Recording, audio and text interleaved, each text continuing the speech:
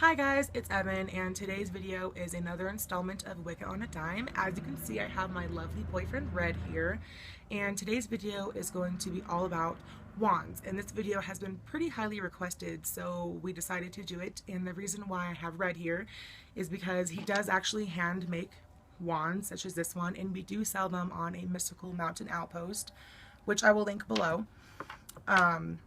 So yeah, and he's got a lot of really great input about material, what you can do if you don't have a wand. So that's why I wanted him to be here today. So as you guys know, I do have 5 essential questions basically in this series. So we're just going to kind of roll with it, kind of, you know, go as it comes and things like that. So question 1 is typically, what would you say? What is a wand exactly? Like, what exactly is a wand? I would say a wand is typically used in invoking a deity as an extension of energy. Wands are also typically used in opening and closing circles, typically during Esbats, Sabbats, and like self-rededications and things like that. Which also kind of goes into number 2, which is, do I have to have one? Do you think we have to have one? Do you have to have a wand to open a circle? Typically, for me personally, I don't feel like you necessarily have to have a wand. Something as simple as this. Exactly. This is Red's wand. My mom got him this for, I think, his birthday or for Yule last year. It has little chakra beads, as you guys can see, all right there. The tip has a clear quartz crystal tip, and the bottom is a little crystal ball, and the side is actually embellished with these cool little engraved markings. It's really neat. Like I said, you don't necessarily have to have a wand, but I feel like if you are opening and closing circles traditionally, then yes, you do. As we all know, you can also use an athame, or as Red just showed you, a crystal piece of a crystal wand as well. So, and what roles does it exactly play? Like how do you use one of these? Typically, you can use a wand, as I said, for as an extension of energy to invoke deities, opening and closing circles. As I just mentioned, you don't have to necessarily use a wand made of wood. You can use an athame like this as well. Here's mine, and this also has like little Celtic markings on it too. You can also use the stone one, as we just showed you. This is Red's. This one is also really cool because it's really small, as you can see, for travel size altars. And I do have a travel witchy bag video, which I will try to link below, but if not, it will be in a playlist. So check that out. Not your thing, you can also go big. Yeah, this is my wand. This is the first wand I ever really truly had that I blessed and consecrated and purified. It is made from birch. I purchased it from 13moons.com, which will be linked down below. So the tip of this wand, if I can if you want to show them a little bit closer, Red have actually embellished for me with a piece of clear quartz crystal because the tip of it broke off, and he was like, well, I'll just kind of fix it for her, and I love it, and I actually like it better now than I think I did before. So yeah, so now I'm going to ask Red 2 questions, which is, what is the best material for a wand, and what can I use if I don't have one? So the first one being, what can you use if you don't have a wand? And would you say a wand has to be made out of wood? It doesn't necessarily have to be made out of wood. You can use faux wood.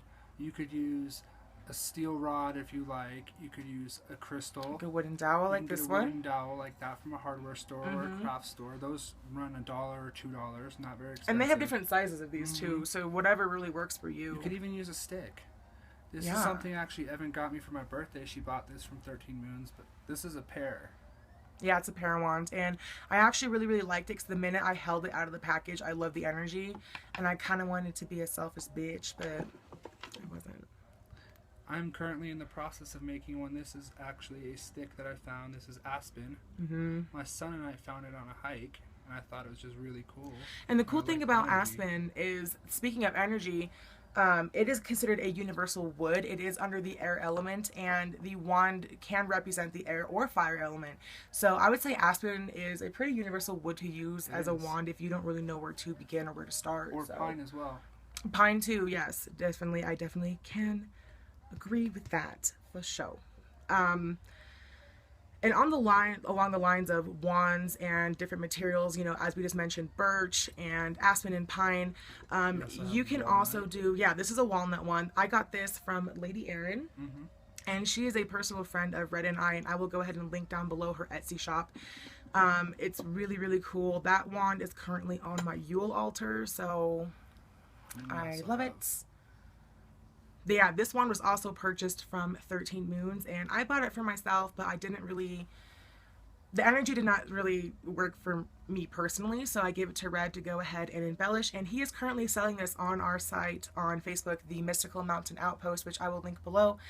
It's going to be a pretty personal gift because he did spend a lot of time on this, and it's very, very heartfelt, and he's very excited to be selling it, as well as kind of sad, I think. Yes, because I put the crystal on the tip. Yeah. I made the handle and I put the feathers on it. And on the handle too, on the leather side right here, he did actually write in a sweet little message in the Draconic alphabet. So whoever wants to purchase this, he will also tell you what that says if you do not know.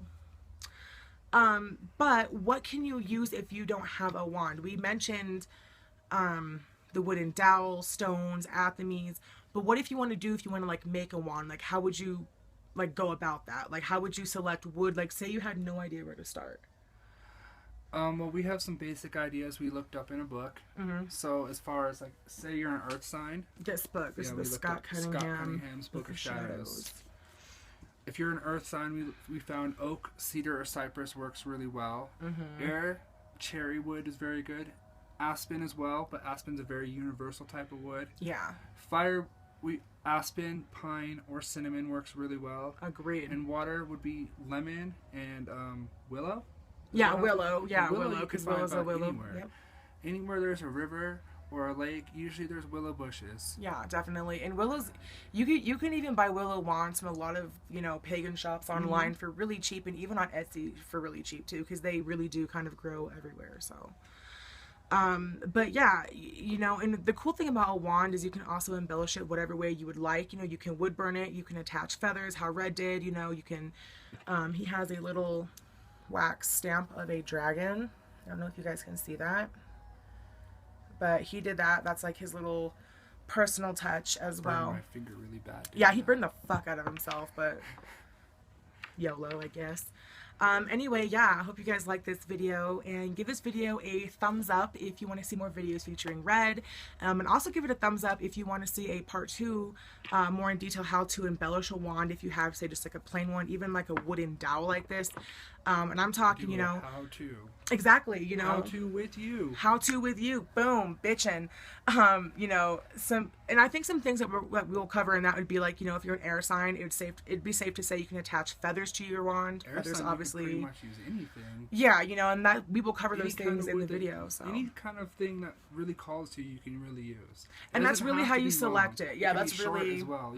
It might just be a pendant that you really like. Yeah, and that's really the thing with the wand, you guys, is really, it doesn't really matter the material as long as the energy commingles with your energy. Exactly. It has to really call with you, and you have to have the right intention with the wand to really find a good, I would say, balance and a good worthwhile wand, no matter what the material would be. So yeah, anyway, we wish you guys all lots of light, love, and blessings, and we will see you next time. And yeah.